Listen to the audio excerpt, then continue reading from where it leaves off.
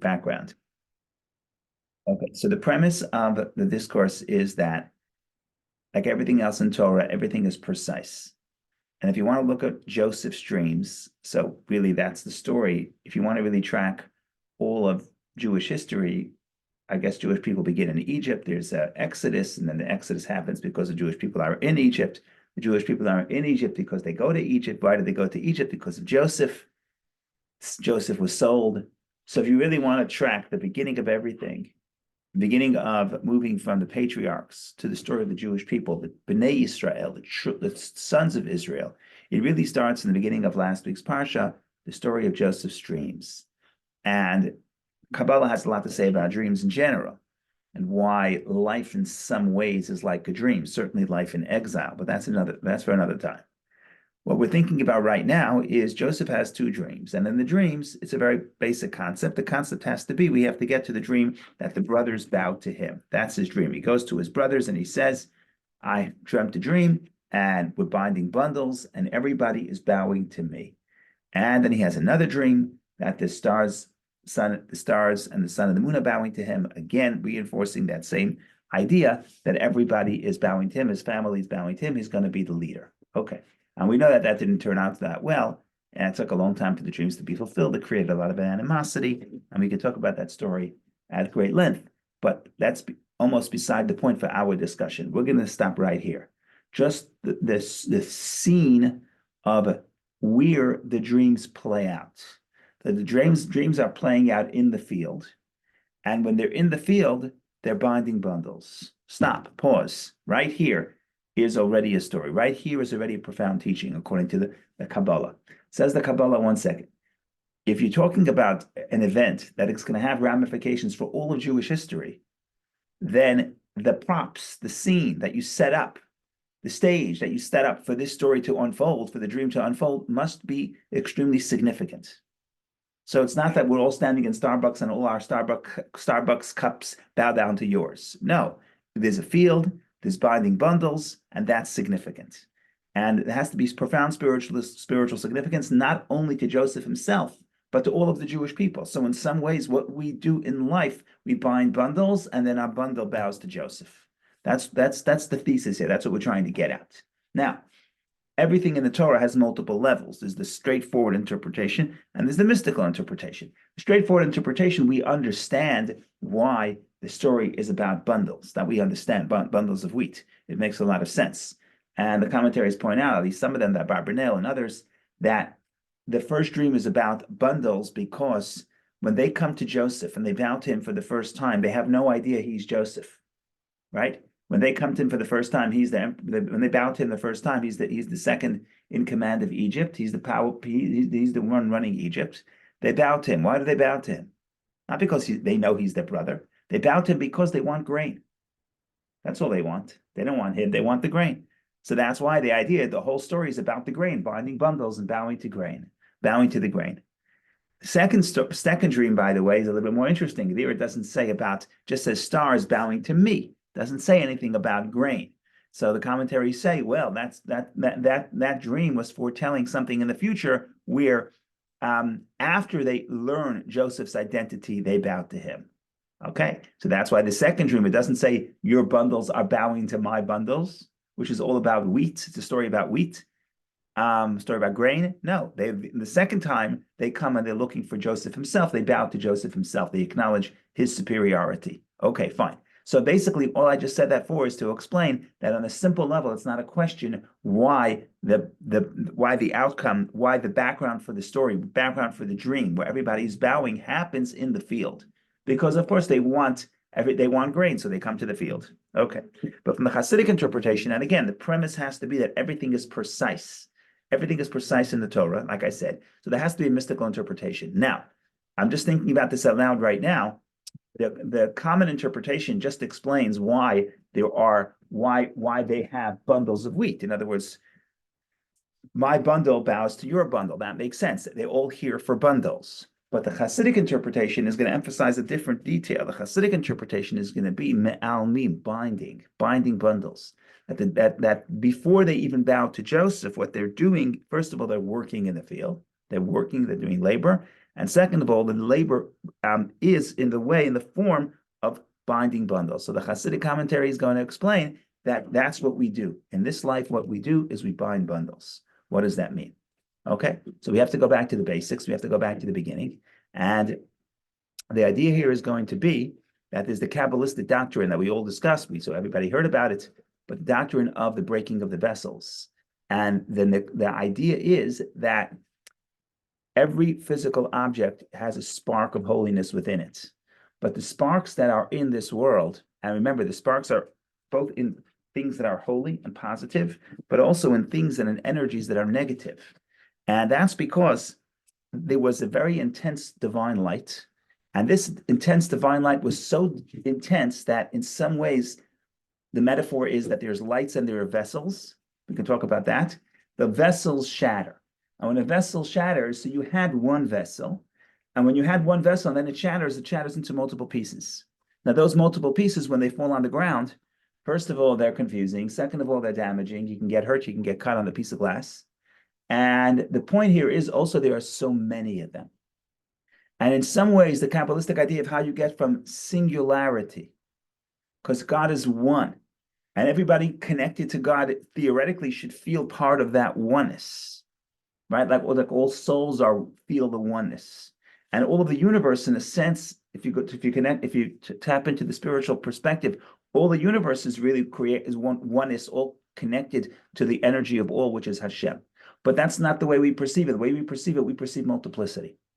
And the reason why we perceive multiplicity is because of the shattering of the vessels. Every shard of the vessel becomes its own spark, its own object. The more you go down to the lower worlds, the more multiplicity you find. Okay?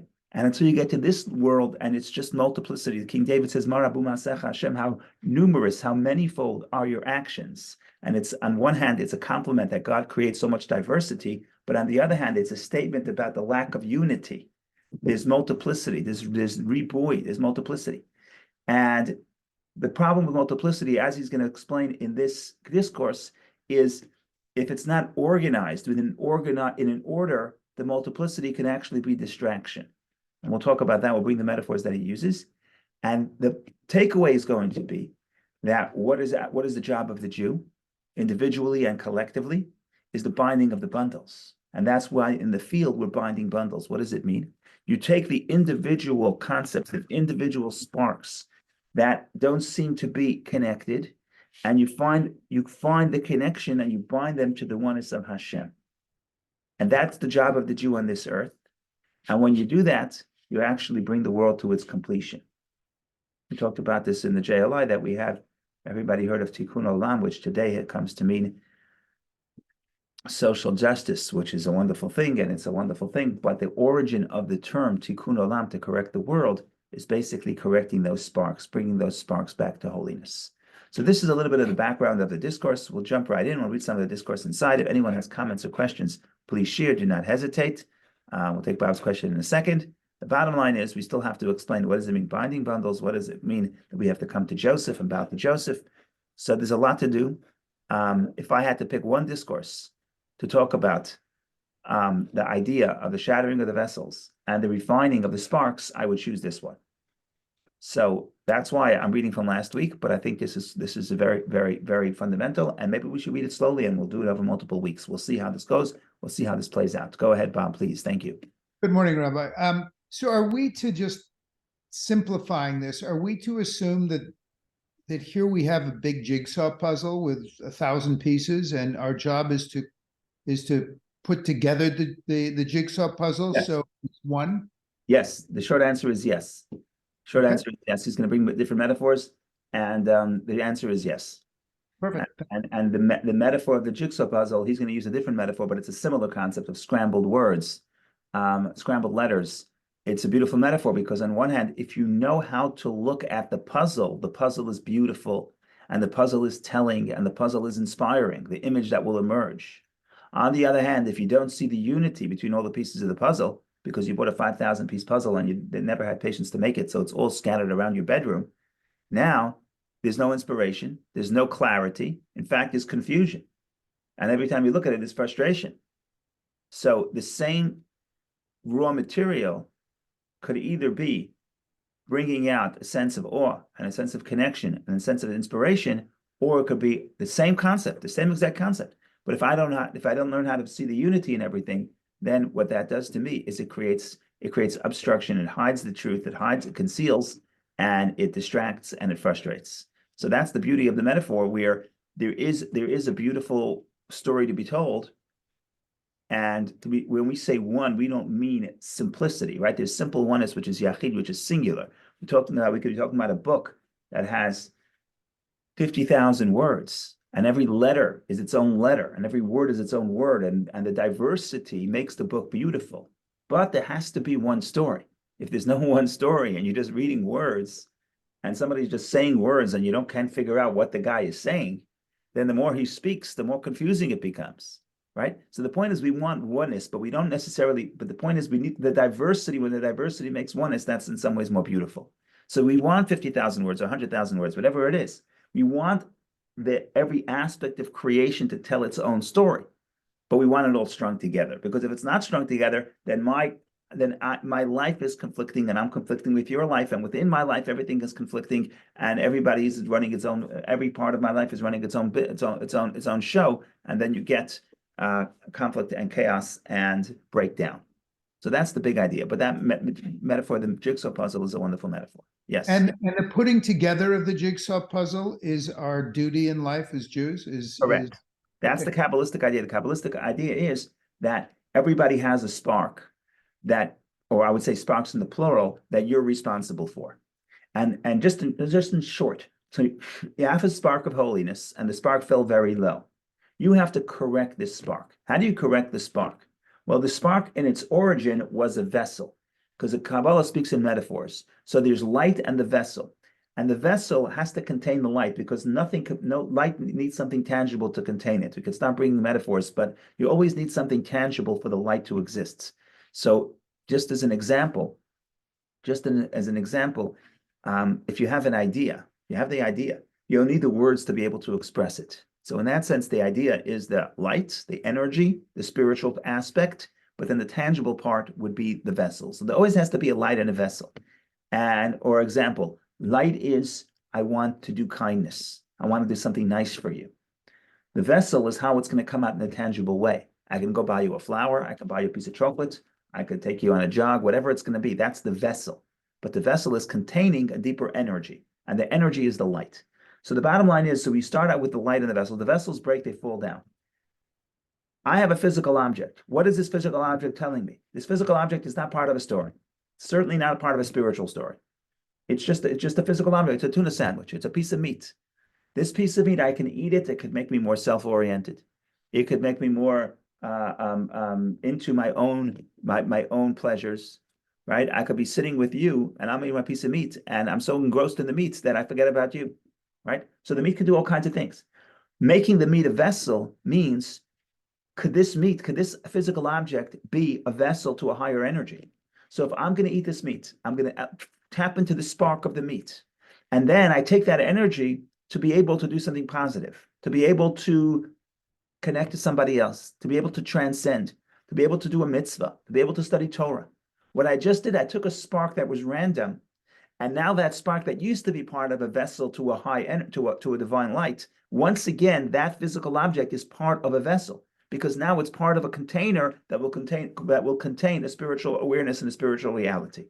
So the fact that we have so many people running around the world, and there's a Jew in every corner of the world, and the Kabbalistic, we discussed this in the past, that the Kabbalistic notion is exile is not just that it's a punishment, so we're being exiled from Israel as a punishment, but we actually have a mission outside of Israel. And every Jew ends up where they end up, and interacts with the people he interacts with, and interacts with the material of the world he interacts with, because those sparks are related to your soul. And your job, your spiritual mission, is to take that specific energy that's within the specific aspect that you come into contact with, and make that part once again, correct the vessel, raise the spark, correct the vessel, make it a vessel to holiness. And then you now the physical objects of the world collectively are telling a higher story. They're a vessel for spirituality. And then we have certain advantages that we had before the world was created, because but we didn't get into right now, we're going to get into in a minute, that those energies of chaos, those energies of the sparks that fell are actually very intense, which is why they fell to begin with. And because they're so intense, they actually have what to contribute to holiness, right? So if you think about it, you can observe within you may be able to observe within yourself. I can observe within myself, but you can may be able to observe in yourself. So this may resonate, but also certainly in the world around us. In many cases, unholiness has much more energy and passion than holiness, right? The drive to do things that are destructive are many times much more powerful and much more intense than the drive to do something constructive. And it takes a lot, and it's a big struggle to overcome the negative tendencies because they're so powerful. And the mystical reason, which we're going to start reading, is because the origin of those sparks are very intense. And they were so intense that they were shattered to begin with. Why they were shattered, again, everything we're saying here is just, there's a lot more to elaborate upon. But that's the big idea. So the short answer is yes, you're living where you're living. And you interact with the objects, material objects and experiences that you interact with because you have certain sparks that I cannot elevate, only you can elevate. And it seems the starting point is deconstruction and reconstruction, as opposed to being given a box of jigsaw puzzle pieces that you're supposed to construct yourself. It seems to be a part of the story is very important to say there was deconstruction first, that there was a break. Yeah. So the second verse of the Bible, the haaretz hayta tohu vavohu v'choshech al pnei tehom. The earth, in the earth was tohu and bohu, which however you translate, we're going to create. You can translate it as chaos and emptiness, chaos and emptiness and darkness upon the deep water, and the Spirit of God hovered above it. We'll talk about that in a second. And then only in verse 3 did it say God said that there be light, and there was light. So the Kabbalists say the starting point of this world, if you can get to physicality, if you can get to multiplicity, by definition, that's a break from the unity of God. And our job is to reconstruct that unity. Our job is to reconstruct that story. How really, when you have 50,000 words, hundreds of thousands of letters, every letter in isolation is its own thing and they all conflict with each other. But if you organize it in the right way, then every letter, every diverse letter is telling one story. So the creation, the act of creation itself, which is an act of concealment, it's an act of diversity where the oneness of Hashem is not felt. So we are brought in to bring light to the earth, which in its initial state, in some ways is in a state of darkness and chaos. Now, it's not that God is absent. This presence, the Spirit of God hovers above it, which means it's all divine energy. Just that we don't see how that is because everything has been shattered, and we're here to correct it. Go ahead, Vicky, please. Thank you, Rabbi. I have a question about the sparks. Are all the sparks associated with negative energy are sourced from the vessels or with the light? What about the positive sparks? Are they also sourced from the vessels? The positive sparks are generally from the world of order, not from the world of chaos. So those sparks, things that are initially, when you see them and they're holy to begin with, they are considered sparks. They are considered energies of the world of order. So when you wake up in the morning and you have an urge to do something good, let's say it wasn't earned. Let's say it's just innate to you. So that is the spark in this world. That's the world of order. World of order means it's in line with its source. So the world of order has certain sparks, but those sparks are, the problem with those sparks is they're not as intense. And because they're not as intense, they never broke. And because they never broke, they're in the realm of holiness, but they're still not as intense. And now your job is to take your world of order and use that energy of the world of order, that sort of more orderly, but not as intense energy, and take that enlightenment that you get from the world of order and use that enlightenment to tap in to the chaotic energy of the negative sparks and bring those, they're not negative, the sparks are holy, but they're broken, and reconnect them to their source and construct them and make them a vessel. And by doing so, you are taking the best of both worlds. In the language of the Kabbalah, you now have the energies of chaos in the vessels of order. So yeah, generally speaking, holiness comes from the world of order. And again, and the Kabbalah, everything is upside down. So the unholy actually has the unholy energy within a person and within the universe has a far deeper source than holiness. So it's a radical idea. And anything that falls, the premise is that anything that is lower in this world is because it fell lower. If it falls lower, it's because the origin was higher, right? So the metaphor is if you have a wall and the wall collapses, so the stones that are close to where the wall stood were lower on the wall. The higher stones, when they fall farther away and they shatter more. So the idea is what looks to be so negative in this world actually has a higher source, which is very, very I don't know, it's a very radical idea to say that holiness has a higher source than unholiness is a higher source than holiness. But again, the premise of the Kabbalah is that everything comes from Hashem.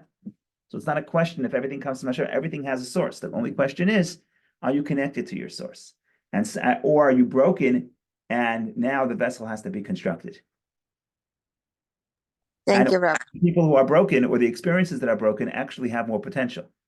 So that's also very radical, right? So this is radical stuff. Again, the notion of the breaking of the vessels is relatively new to the Kabbalah.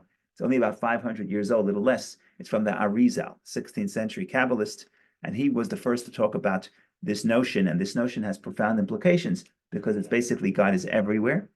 The spark of God is everywhere. Everything has its source, and in some ways, the unholiness is a higher source than the holiness, and therefore, the goal of humanity collectively is to elevate the sparks. And once you elevate all the sparks, that's when the world reaches perfection. That's the Messianic era. The Messianic era is a place where we understand, every person understands and senses the unity, the oneness of God, and everything in the world is a vessel to express that oneness. Of course, that's a cure to many other aspects in our life where there's all kinds of inner tension between different aspects of life, but it's only different because we're looking them at the level of letters or individual words. But if we look at life as telling one story, and I can say, what is my story? And how does this experience influence my story? So yeah, now I'm sitting in traffic. So as an isolated event, this is not inspiring. I'm picking up a toy, I'm changing a diaper, I'm paying a bill, whatever I'm doing. As an isolated event, this is not inspiring at all.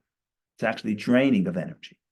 But if it's part of a larger story, then it's infused with energy from the larger story.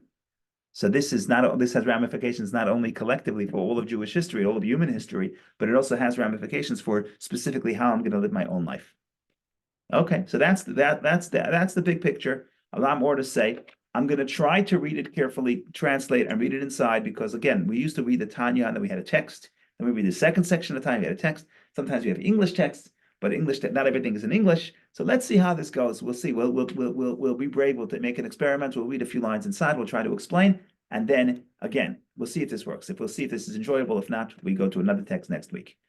The idea is going to be. Let me just give you the spoiler. The spoiler is going to be as follows. So everybody's binding bundles. Ultimately, we have to come and bow to Joseph. There's only so much we could do. In other words, in the Kabbalah, there's always a relationship between what they call the awakening from below and the awakening from above. There's what the human being does, and then what the flow that comes from above. And both are necessary. So in other words, after I do everything that I can, I need inspiration from above. And to receive the inspiration from above, I have to have a degree of humility because that opens me up to the flow from above. So in other words, after I bind my bundles, after I organize my life and I bring the enlightenment into my life and I understand and I arrange that my entire life is a vessel for a higher story, for a higher purpose, every aspect of my life is a vessel for a higher purpose, then I need the humility to allow for the divine inspiration to come from above. Because there's always a balance. It's not a one-way street. It's not that we go up and God, it's both ways. It's a relationship. So we contribute and God contributes. But to be able to be open to the inspiration that comes from outside of me, I need a degree of humility. And that's going to be the story that after everybody finished binding the bundles, they have to come to Joseph. And then there's also Jacob, but that's another story. We'll get to that later. So that's already specific levels, specific details. I just wanted to give you the big picture of what that dream represents. And now we understand that the dream, like the Zohar says, the dream is true on multiple levels. And all dreams are true on multiple levels. So it's a dream about what's going to happen to the brothers of Joseph and Joseph. It's also a dream, if it's in the Torah, it's relevant to us. The Torah could have just said, Joseph had a dream that he's the king, everyone's bowing to him. That's enough. No, but we have this, we set the stage, and we're in the field, and we're binding, and not only there are bundles, but we're binding bundles, because every aspect also has, if it's in the Torah, it also has meaning on multiple layers, and again, the ramification is for all of us. So that's the big picture. Let's read inside. We'll see how much we can decipher from the cryptic words of the Alter Rebbe. Okay. Comments, questions, welcome. Otherwise, we continue.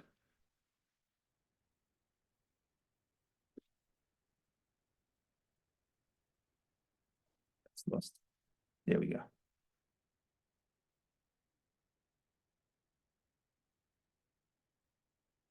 Okay, so we start the concept. Rabbi Shneur Zalman starts by quoting the verse that right before the story. Oh, this I never paid attention to this. Right before the story of the binding of the bundles of the Joseph, the Torah has a very long chapter. I don't know if it's a full chapter, but it's many, many verses about the descendants of Esav, Jacob's brother, older brother. Because basically the way the Torah plays out, Jacob steals the blessings from his brothers. Then he has to run away for, 22 years. Then he comes back. They reunite. After they reunite, they sort of part ways. Esav moves to Seir, which is Edom, Seir, same different names.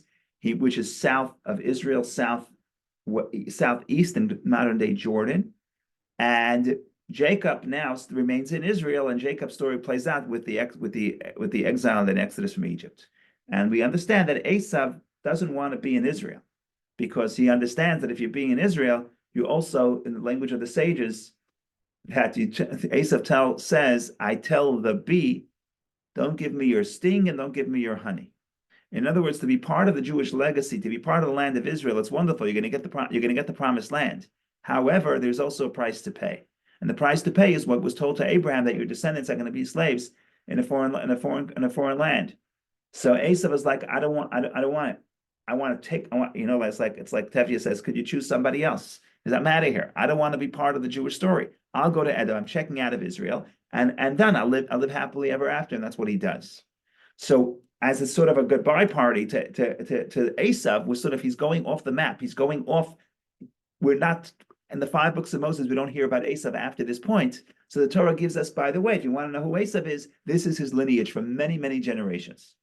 And then at the end of all that lineage, all the tribes and all the people in Esav's family, we have a very cryptic verse. The verse says like this: "These are the kings who ruled in the land of Edom before there was a king to the Jewish people in the land of Israel." Okay, I don't know about you, but for me, this doesn't seem like, do I really care? And the Torah lists a name of 7 kings, and each one it says, and this one reigned, and then he died, and this one reigned, and then he died, and that one reigned, then he died, and you get a list of 7 kings. So what are you telling me? Why do I need this information? It doesn't seem to have any other than maybe historical information, but it's not even the history of the Jewish people. It's the history of the descendants of Esav. Who was the king in Edom? Who cares? This is too much information. Okay? When Maimonides wants to say that we believe that every word in the Torah is holy, he quotes this chapter and he says, there in that story, we talk about Esav's children, who their concubine was, who their concubines were, and Maimonides says that the name of Esav's concubine is just as holy as any other word in the Torah. If it's in the Torah, it's holy. But why is it in the Torah? So the Kabbalistic view is, slow it down, Esav represents the forces of chaos. There are 7 kings in the land of Seir, means that there are 7 midot, 7 energies. They die. Die means breaking. And before there was a king in the Jewish people, so before there was the world of holiness, 7 sphirot, 7 emotional traits of holiness, you have the 7 kings of Seir, which is chaos, and they die. Dying means breaking. Okay. So they fall very low. And as known, that's the concept of the king's dying. And he quotes again, this is Rabbi Shneur Zalman quoting. He says, "Kayadua, as known." He's talking to his students who understand, who knew the writings of the Arizal, and it's a known concept in the writings of the Arizal. Okay. Now he says, what does it mean that the vessels break and the sparks fall? So he says, the idea is when something it gets divided into many, many specific details. And he brings an example. You have the word, any word. He brings the word for Baruch, blessing. So he says you have 4 letters, Baruch. Now, when those letters are in order and they're in one word, then the word becomes a vessel. What is it, a vessel? It contains an idea. It contains the idea, which is blessed, right? What happens if you take these 4 letters and you separate them? Certainly if you scramble them, but even if you separate them, then what happens? Now what was a vessel is a shattered vessel, because now it doesn't contain any idea. You may have the same 4 letters, but now it's not organized in a legible manner. So now the idea has evaporated. The light has evaporated. And what you have now is 4 incoherent letters. Okay? And that's exactly what happened. Because when you come to this physical world and you have many ideas that were all aligned to tell the story of Hashem, but in this world, the godliness is concealed. So you don't see how they interact with each other. Each creation seems to be separate and apart. So now the light, the deeper story, the inner meaning is no longer here. And now what you see is multiplicity. And he continues to explain that how the lower you go, the more multiplicity you see. So Bob, I wasn't sharing a text because the text is in Hebrew, but I'll share it now. But it's in Hebrew, so I apologize that we don't have an English text. But if you want to see it, you could see it. I'll point you see where I'm going. You see how fast I'm going. You can peek at the Hebrew as well. Okay, fine. So that's the idea of the breaking of the vessels, and we have the metaphor similar to Bob's metaphor. We have the metaphor of the letters that now are separate, and therefore they don't tell one story. Now, if you go back to the Atzmut Hamad, so if you go to Hashem himself is total oneness. So how do you get from total oneness to this world, which is a world of diversity? Every creation, the diversity even within one being is unbelievable, right? So how do you get that? So in other words, that has to be the break. The break is, right, if you have only oneness and you want to get from oneness to multiplicity, you have to take that oneness and create an experience of shattering. And the shattering creates the multiplicity. And that's the notion of the Kabbalistic notion of the breaking of the vessels. Now, when you break a vessel, he says that some pieces of the vessel are very large. In other words, they break into smaller pieces. But then the lower you go, it's where those pieces shatter into many small parts. And basically, the farther you go away from the oneness, the more multiplicity you get. There's a very interesting verse describing the Garden of Eden, right? So the verse is like this, I'm pointing. So in other words, the verse is like this, that there's Eden, then there's the Garden of Eden. So Eden represents, Eden can mean different things. So it can also mean pleasure, whatever the case is. There's a river, the way it's described in the book of Genesis, a river emerging from Eden. And at a certain point, it separates. And it separates and becomes 4 heads of 4 rivers. Okay? Now the question is how physical that is. Not exactly clear. The Torah lists all 4 rivers. 2 happen to be in Iraq. The other 2 are probably in Africa. The Blue Nile and the White Nile, depends who you ask. But the bottom line is, the description is that you have one source of water, and at a certain point, you have yipared, you have division, and the division becomes 4. And the Kabbalah says that's what we refer to as the 4 spiritual worlds. You have one in the higher world of Atzilut.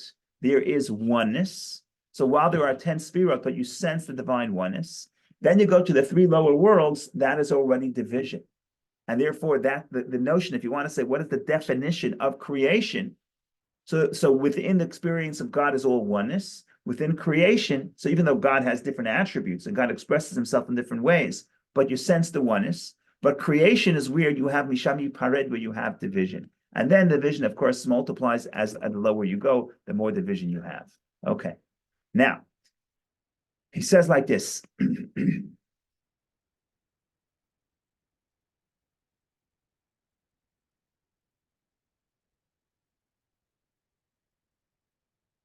Now he talks about the lower you go, the more details you're going to have. And then he says something interesting. He says, now we understand why we have exile for so long. At that point, it was more than 1,700 years. Now it's already more than 1,900 years. But when this was written, the exile was 1,700 years. And it's a very good question. You talk about why is the exile? So the conventional answer is we sinned, so we're exiled from Israel as a punishment. But the problem with that notion is, if that's the entire story, why is the exile so long? In after the destruction of the first temple, when we were exiled to Babylon, the exile was for 70 years. And here, it's totally out of proportion. We have an exile, and the exile is going on for 1,700 years.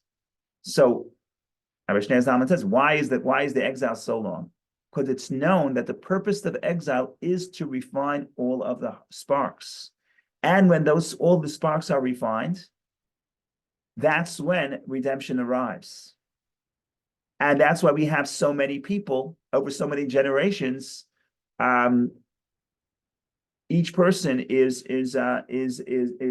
refining their sparks. Now he deals with the technicality. The technicality is that the Arizal says there are actually 248 sparks, because the word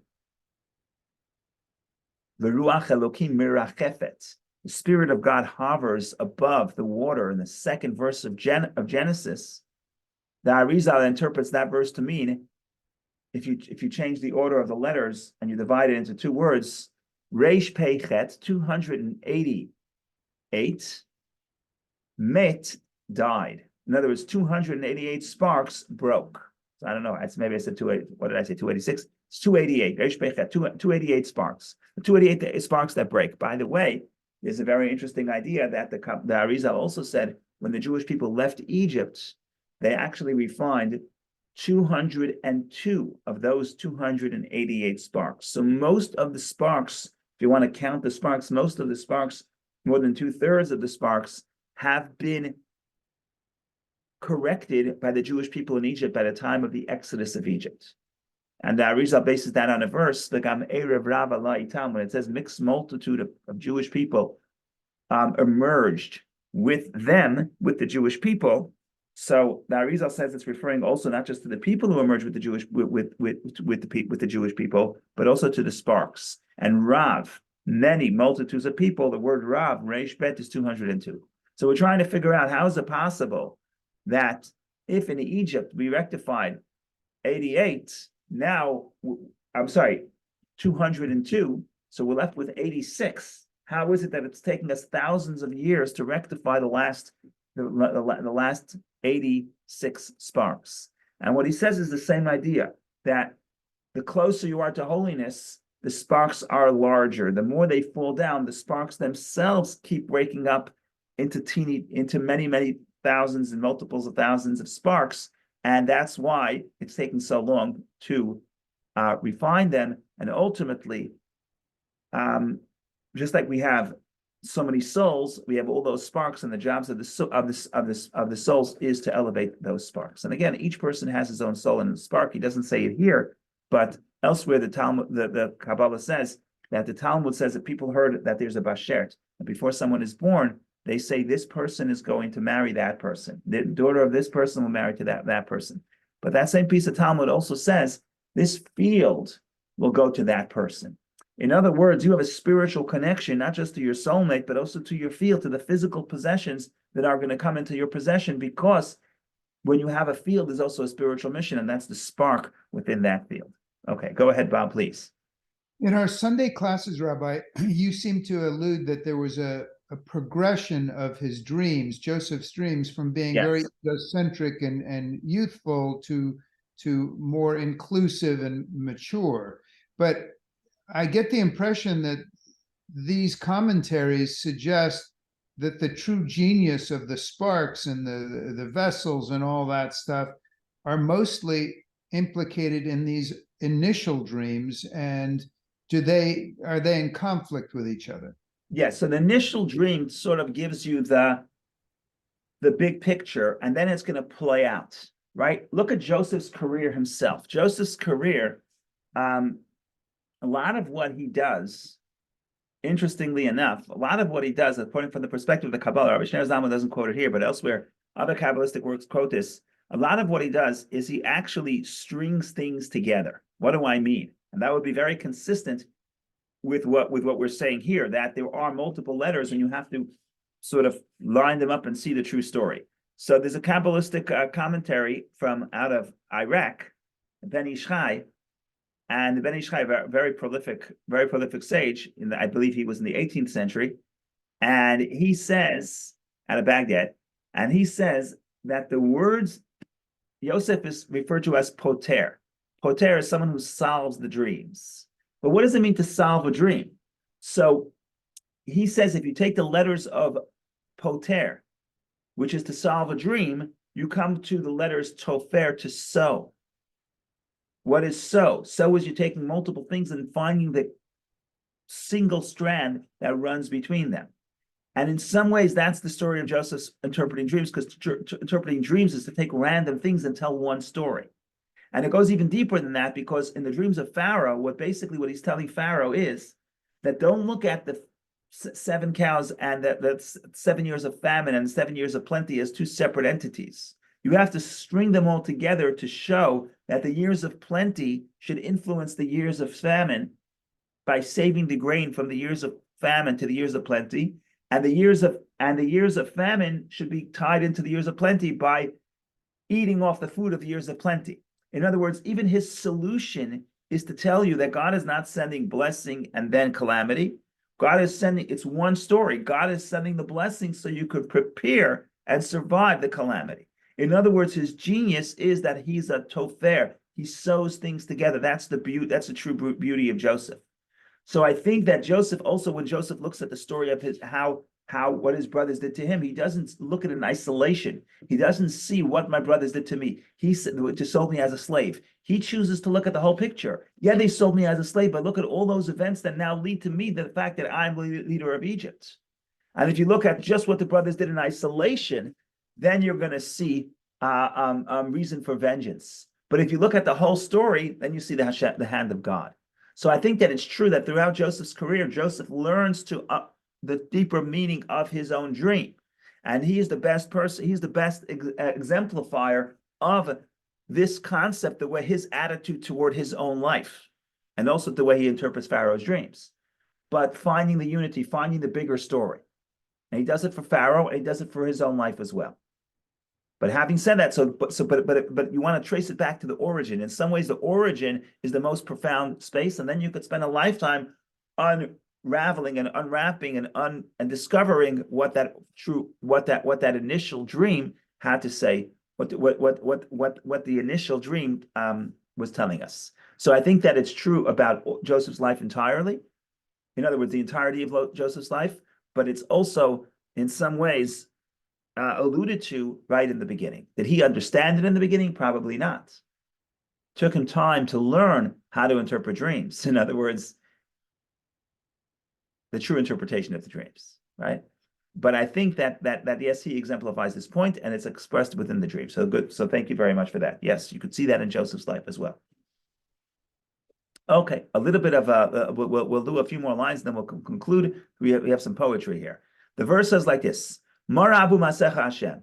How manifold are your actions, are your creations, Hashem? That's from Tehillim, it's Book of Psalms. But then the conclusion of the verse is Kulam bechachma asita. You created them all, you made them all with wisdom. Okay? Now in biblical Hebrew, to make is also to correct. So what this verse could mean, Marabu Masecha Hashem, how manifold are your creations, O Hashem? However, with wisdom, you can correct them all. In other words, if you have the right perspective, with the perspective of enlightenment, with the perspective of refining the sparks, we're actually correcting the unit, the multiplicity, the plurality, and correcting it with chachma, with wisdom, to make it one. And that's what he says. The idea of multiplicity, which happens with the shattering of the vessels in the lower worlds, especially in this physical world where the multiplicity is the greatest, where every person and every object is isolated from his friend, and there is ego involved, which ego means that I'm separating myself from the other person. So that's the reality. That's the marabu. Look how great, look how manifold, not great, look how manifold your creations are. And then the end of the verse is kulam, all of them, bechachma asita, you created them with wisdom. Asita, holashon tikun, in biblical Hebrew, to make is to correct, that through wisdom, you could correct and get the world of order. The world of order is called olam hatikun, the world of correction, because through chachma, through wisdom, wisdom is also synonymous with humility. And humility means every person doesn't sense their own ego. They sense they're part of a greater story. Then they could all interconnect and interrelate, and then we could be unity. And that is the service of the Jewish people. And then he says, Zot Torata Adam. This is the Torah. This is the story of man. To refine the sparks, to elevate them from the level of pirud, from the level of multiplicity, of separation, not multiplicity, but separation, pirud, separation, to achdut Hashem, to the unity of Hashem. And that's the verse that we say, Ata Echad, we say it in the prayer, Ata Echad, you are one. V'shimcha Echad, your name is one. Umi ka'amcha Yisrael, who is like your nation Israel, Goy Echad Ba'aretz, one nation on earth. So what does it mean we're one nation on earth? So the mystical interpretation of this verse is very poetic, meaning God himself is one. God's name, which means the ray of Hashem that descends into the worlds, is also one. And then we say, who is like your nation Israel? Goy echad ba'aretz, one nation on earth, means that even on earth, which is a place of multiplicity, the Jewish people are one nation, means they bring oneness into the multiplicity, and they bring Hashem's oneness into the physical world. So that is Torah Adam. That's the entire story of man. That's the entire story of humankind. Okay, so I think we'll stop here for today. Maybe we'll continue next week. We'll see. But in any case, thank you everybody for joining. And this is good stuff. Go ahead, Vicky, please. Thank you, Rabbi. It was a beautiful. I hope we're going to continue next time, because it's really, really interesting and very useful, I guess, for our lives. I was just thinking about the quote that you had, you quoted right now about that poem that You are one, your name is one, and who is like your people Israel, one nation on earth. Is that what you're referring to? No, the one that's Marabu, yeah. so the other one's a verse. The other one's a verse. Marabu Masech Hashem, how manifold are your creations? Are your creations God? Kulam, all of them you made with wisdom. But made could also mean corrected, meaning Right. antidote to the multiplicity is the wisdom, is the chachma. Right. So I had a question about that, the Chachma. Now you clarified it with Chachma. That was my question. So you created with wisdom. So is that the key? The wisdom, the higher intellectual attribute is the key to correct, to put everything together. And also, if you tie it back to another point that you made earlier, that every single attribute has an opposite side. So it's kind of neutral.